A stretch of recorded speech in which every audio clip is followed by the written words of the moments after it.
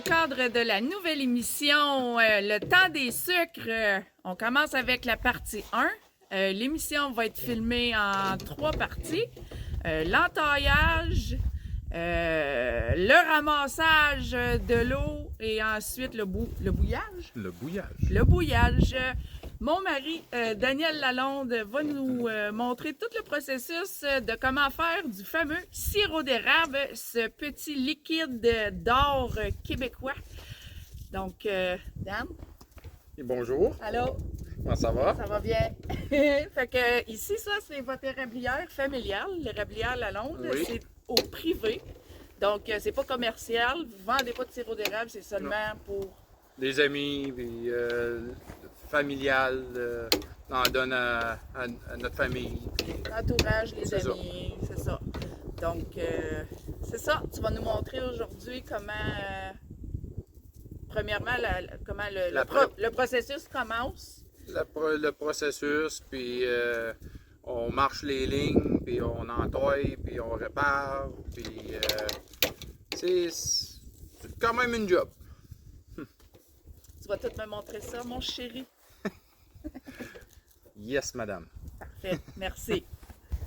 Donc, tout l'hiver, j'ai coupé des arbres sur ma propriété pour pogner de l'avance sur le bois de poêle pour l'année prochaine. Donc, avec mon 4 roues, avec les tracks, j'ai été capable de couper les arbres et les ramener à cabane très facilement. Un petit peu moins d'ouvrage comme ça. Après ça, mais on les coupe en bûche de cette à la cabane, puis on le fend. Donc, des fois, si j'en ai trop, on loue la fameuse fendeuse de Joe Loutou. Ça va, c'est quand même, mais le bois il est gelé, donc il se fend très bien à la hache. Donc, let's go!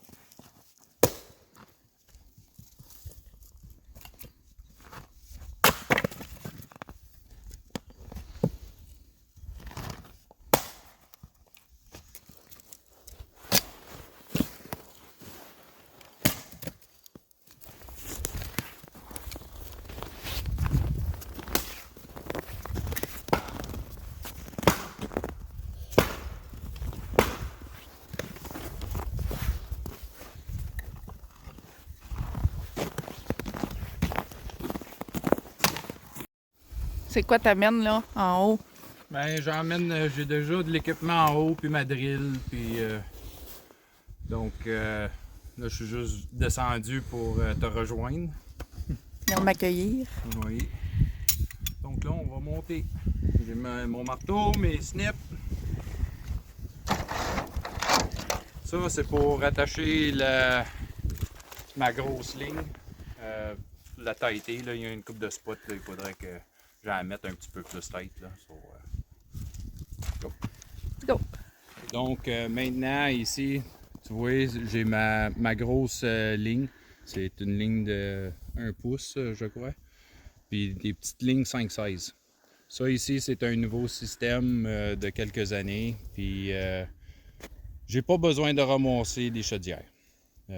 L'eau, elle descend toute à gravité jusqu'à cabane. Puis là, cette section de montagne a déjà été entaillée. Là, je suis rendu dans le dernier flanc à réparer. Donc là, on monte la côte, puis toute l'eau descend à cabane, qui est le fun parce que j'ai plus besoin de ramasser de chaudière. Fais-moi de job!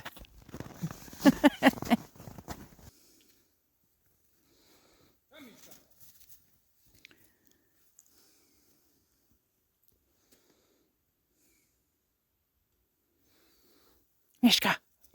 Viens! Viens, Mishka! Mishka!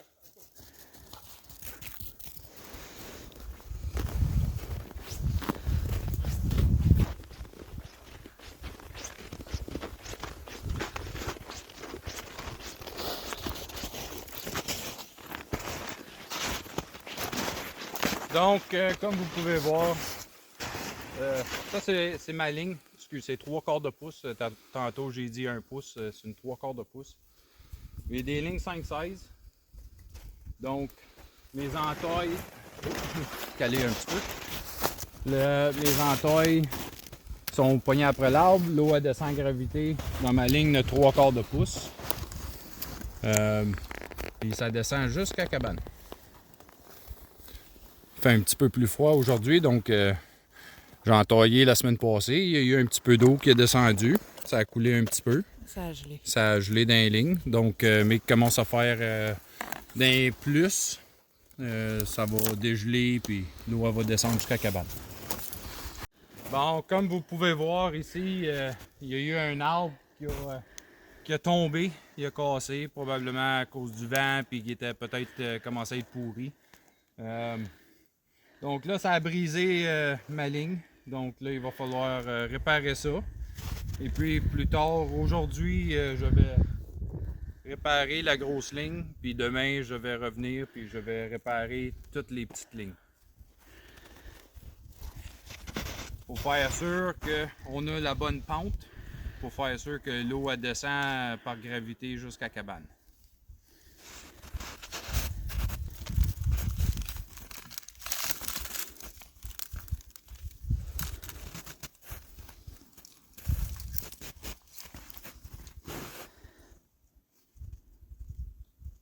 Si, admettons, il y a 50 arbres qui tombent sur 50 lignes, ben, faut que tu répares ces 50 lignes-là. Il faut réparer tout. Fait que tu le sais jamais d'année en année. Oui.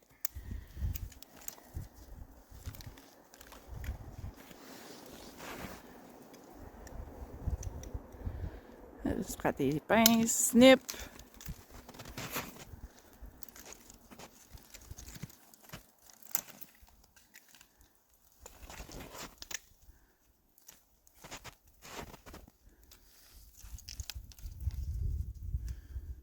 Ce nouveau style de strap-là, c'est fantastique parce que c'est très ajustable. Puis ça n'endommage pas l'arbre. Donc, au fur et à mesure que l'arbre grossit, tu peux ajuster tes straps. Donc, c'est un produit extrêmement facile puis fantastique vraiment à user. Là. Bon pour l'environnement. Oui. Ça n'endommage pas les arbres. Oui.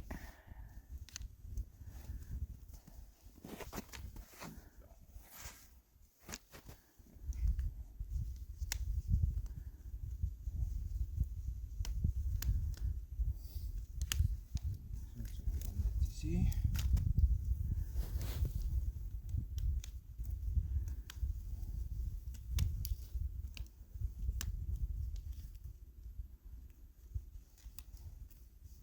Tiens.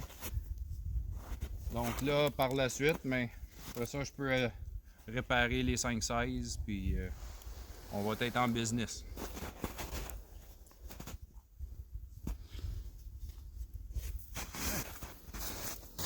Donc ça a l'air pas pire ça. Ça a l'air... elle pourrait peut-être la monter une petite affaire.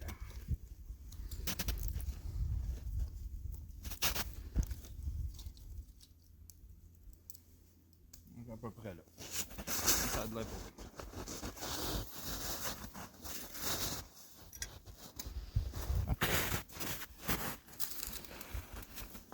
pire. Moi, ce que j'aime faire, c'est j'aime souffler dans mon chalumeau, faire sûr qu'il n'est pas bloqué. S'il est bloqué, j'ai des spares avec moi, puis je peux tout réparer mes lignes.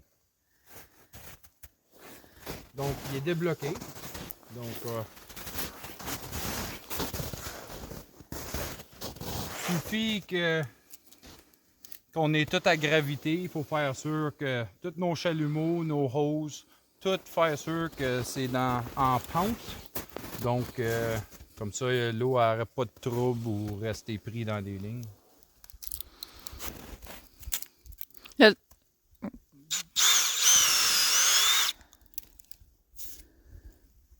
Là, tu plugues l'arbre. On le plug. Petit coup de marteau. Et c'est fait. L'arbre est entaillé. Un arbre entaillé. Sur. 400 total. Fait que là, il faut que tu fasses ça 400 fois. Il y en a à peu près 250 de fait en ce moment.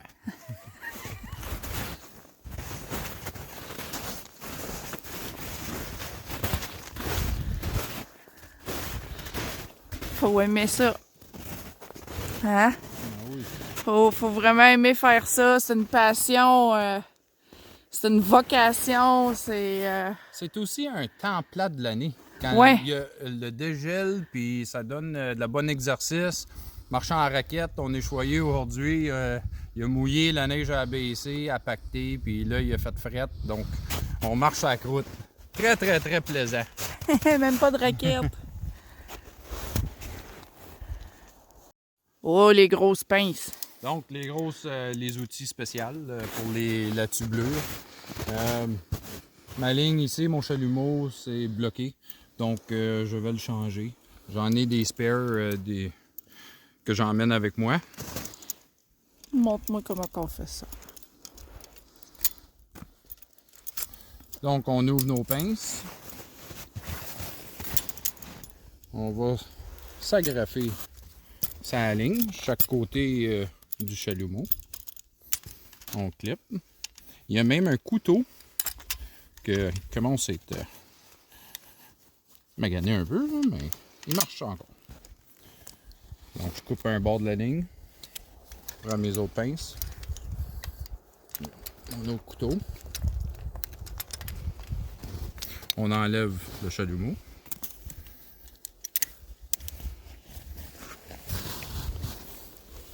Ça l'empêche les lignes de tomber. Là. Il va remplacer ça par un nouveau chalumeau. Oui, un nouveau que j'ai déjà nettoyé.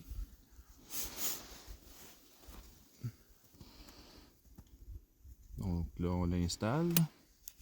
On l'enligne. Et on forme les pinces.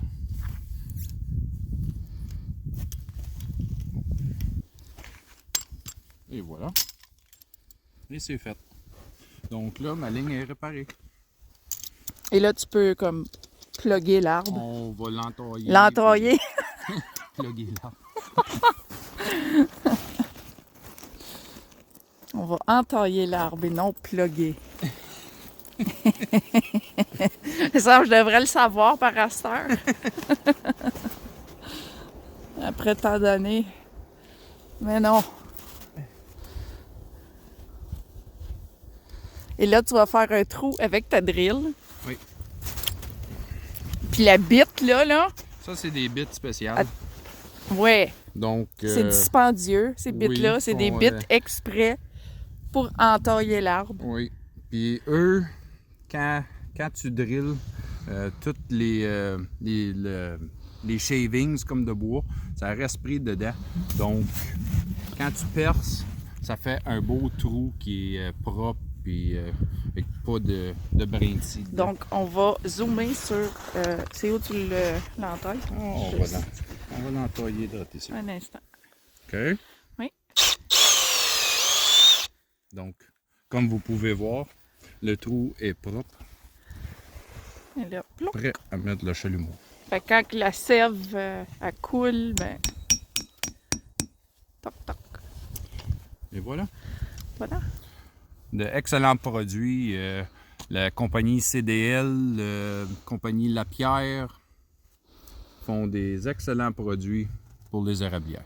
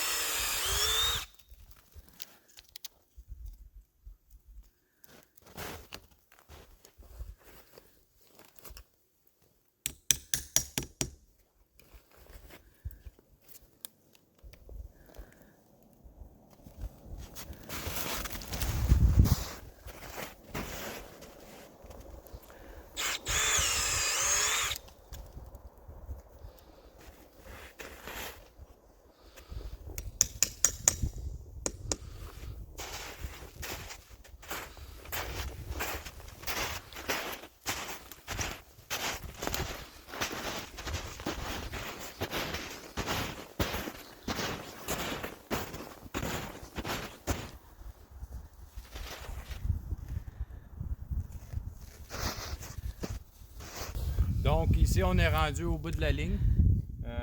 Suffit que c'est un système à gravité. Tu as besoin de l'air en arrière de ton eau. Donc quand l'eau coule, c'est comme un drain dévié ou quelque chose comme ça. Tu as besoin de l'air en arrière de ton eau. Donc ici, on a un T où que ta ligne respire.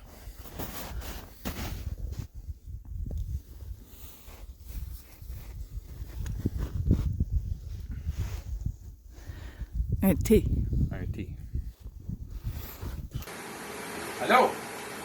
Donc là, j'avais mis mon sirop dans mes galons une fois que ma batch était finie. On le laisse assire. Nous, il y a toutes sortes de manières de filtrer. Nous, on aime ça, laisser les solides puis la saleté s'assire dans le fond, puis ton beau sirop, il flotte. Donc, le lendemain, quand on en revient après avoir sorti le batch, notre beau sirop, il flotte sur le top. Puis, la saleté, mais déjà 90% filtrée d'un sens. Donc, ma saleté, je la mets de côté. Puis, ton beau sirop, je le transvide dans mon chaudron. Et puis, par la suite, je monte ma température à 180 degrés. Puis à 180 degrés, c'est la température pour être capable de sciller tes bouteilles, pour faire sûr que tout se préserve. Donc là j'ai frappé mon 180 degrés.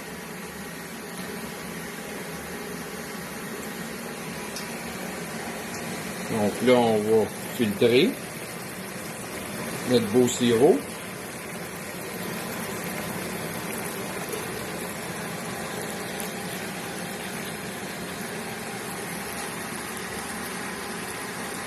Comme je vous dis, il y a toutes sortes de manières de filtrer. Il y en a qui aiment ça filtrer aussitôt que ton sirop il est fini. Il sort ça du poêle puis il le filtre tout de suite.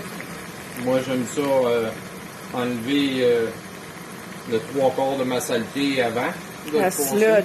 La sludge ou... c'est de la saleté. C'est de la saleté du sirop.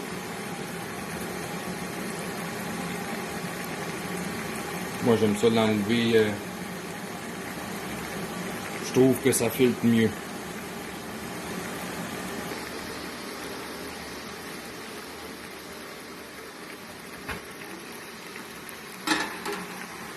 OK, donc là,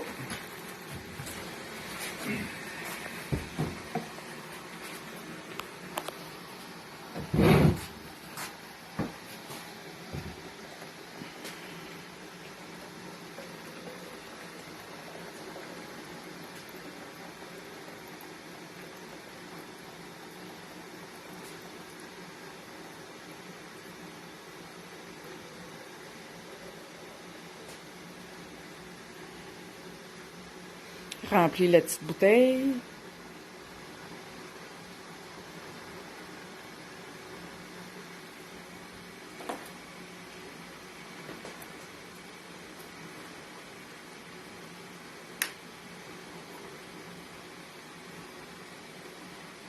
et maintenant, ton sirop d'érable, il est scellé et il est bon pour être dans l'armoire pour 1 an ou jusqu'à temps qu'on l'ouvre. Puis après ça, on envoie dans le frigidaire. Bon stuff.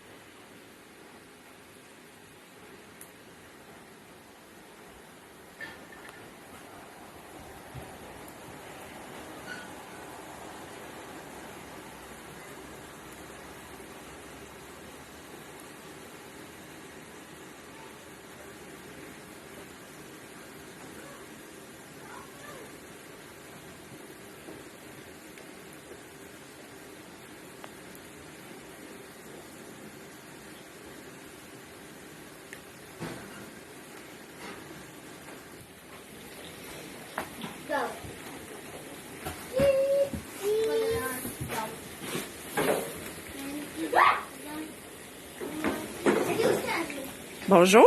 Bonjour. Comment ça va? Ça va bien? Qu'est-ce que tu fais? En train d'enlever de la fonte. La faume. La fonte. De l'eau, ça vient de l'eau sucrée. Pourquoi t'enlèves la faume? Pour avoir un beau sirop. Puis là, ça coule de la teinte à là-dedans. Là-dedans, j'ai une petite valve pour ajuster mon niveau dans les tanks ou dans mes tanks. Ici, l'eau, elle se fait réchauffer. Après ça, ça tombe dans celle-là. Là, ici, ça commence l'évaporation. Donc, tu vois le changement de couleur. Ça veut dire que ton eau, elle s'en vient de plus en plus sucrée. Ton sucre, il avance. Il y a 2 siphons, ici. Ça ici, les siphons? Des siphons. Donc, ça ajuste le même niveau d'un à l'autre. Là, ton sucre qui avance. Puis, rendu à 9 ans, c'est rendu ton sirop d'érable. Comme ici, c'est le sirop d'érable. Oui. Qui?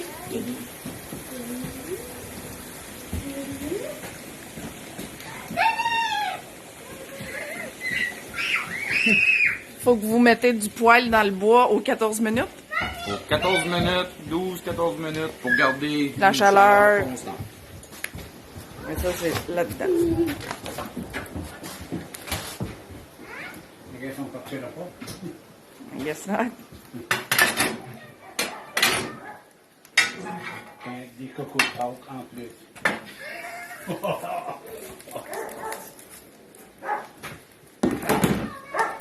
Dans des grosses caresses à Denis. Oh.